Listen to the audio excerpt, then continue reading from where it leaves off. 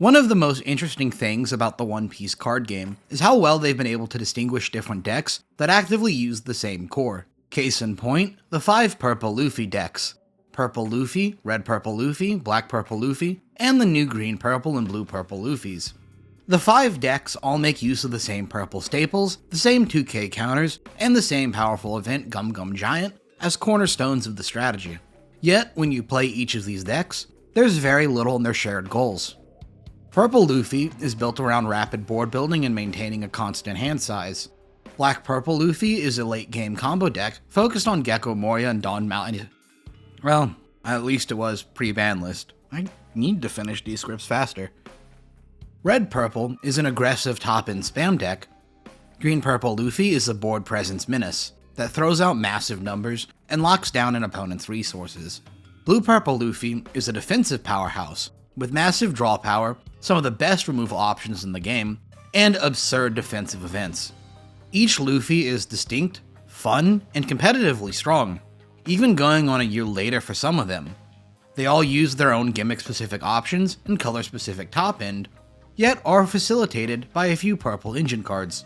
It's a perfect demonstration of both this game's color pie and how nuanced the leader system can be. We just need a purple-yellow Luffy, then the cycle is complete. But what I really want to say with this is the importance of a color pie or a defined role when designing decks. This goes beyond surface level mechanical gimmicks. For example, red purple Luffy and blue purple Luffy both have 6k base power, but they use that tool to different ends. Playing into contained design limits gives players more expression in how to play their deck.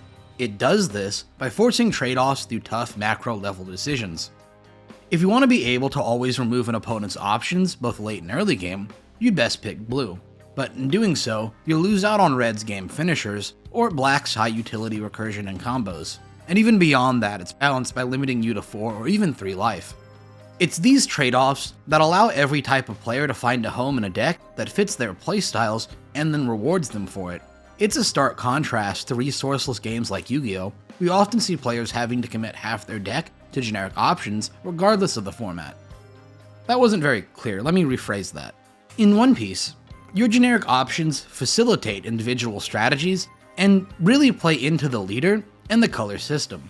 For example, looking at the number 1 card Gum Gum Giant, it gives survivability, hand filtering, and works in any Luffy shell. Each leader is encouraged to leave one Dawn open, but how they can is different, and therefore the cost is different for every deck. I.e., can you use leader effect to auto-enable it? Do you have to hard leave one unrested? Or can you use a character skill to grab back a Dawn? It limits what can be done with each deck, and rewards for building around it.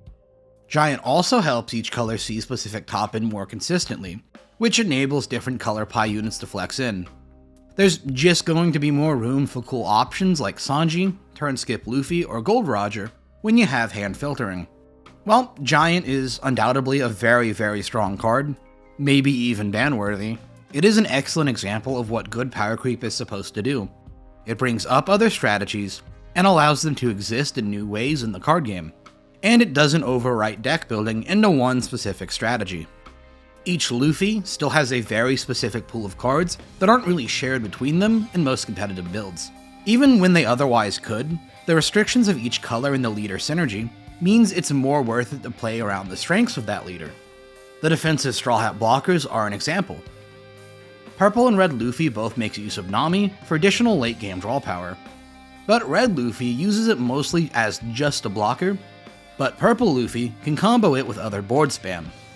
The best utilizer of it is black purple Luffy, which has the ability to stack them with other value thanks to Gecko and Moria, getting the largest tempo swings from it. It's so important to the strategy, they even use a secondary option like Frankie. Green purple Luffy, on the other hand, is too low to the ground for Nami to matter, and blue purple Luffy would rather use other defensive options. These techs change in use based on how the leader interacts with them, and that's if the color needs them at all. It's lucky that from set 1, Bandai has stuck very close to its initial color pie, expanding carefully around it. It tells us a lot about how the developers plan to expand their game and manage around it. Most colors have followed a similar pattern of power creep.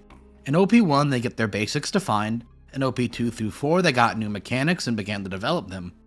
In OP 5 through 8, they further developed these mechanics by turning them into consistent strategies, such as through leaders directly.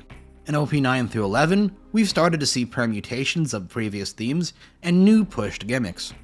Generally, every anniversary set has been trying to push the game forward, and the sets in between them expanded on it, often with a mini push in the halfway point. Of course, there are differences in every color. Red, for example, was in meta jail, following its OP 2 through 4 dominance, and didn't really start getting push cards again until OP 8 and 9. But by understanding how this game has developed, we can start to look at why formats feel the way they do. And this brings us back to our Luffys and why they work so well. They're built on the 9th set permutation wave of color design, where they flexed purple into having card advantage for a Dawn minus cost. Card advantage is one of those mechanics that, while mostly belonging to blue specifically, it doesn't technically take away from other gimmicks. In fact, more cards in hand means more options for a player to use, which in turn is more chances to express a deck's mechanics and options.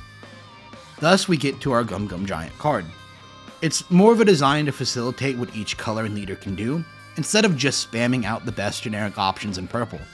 The color pie forces limitations and rewards specific playstyles. If that's not enough, leader gimmicks are used as a secondary correction measure to further develop these differences. This is why the game is able to support 12 different Luffy leaders, 5 of which are in the same color, and use the same cards. It's very good game design, and I love to see it. Well, that, and because it's One Piece, people just kinda love Luffy. It's like in any Dragon Ball game, where more Gokus is not only expected, but kind of demanded. In Dragon Ball FighterZ, Goku is 6 DLC characters, and it's peak. But that kind of hype will only carry a game so far, only quality can do that. That's all for this time. Sorry about the lack of One Piece content recently, it's been a mess on my end. More to come. Once I figure out this new format, I'll put out a new deck choice guide. I was a bit blindsided by how warping the ban list was. I mean, I expected one of those hits to happen, but not all 4, and certainly not this late into the format. Also, best believe I have a video talking about the long-term changes Bandai's been making for this game. There is a lot to think about, and I do need time to weigh the arguments more. Bandai's grand plan to take over the card game market is very mixed. But I'm more hopeful than not, I think, even if I'm not personally happy with every choice. Counter Dawn Minus to that subscribe button if you want to see more. Thanks for watching, and I'll see you next time.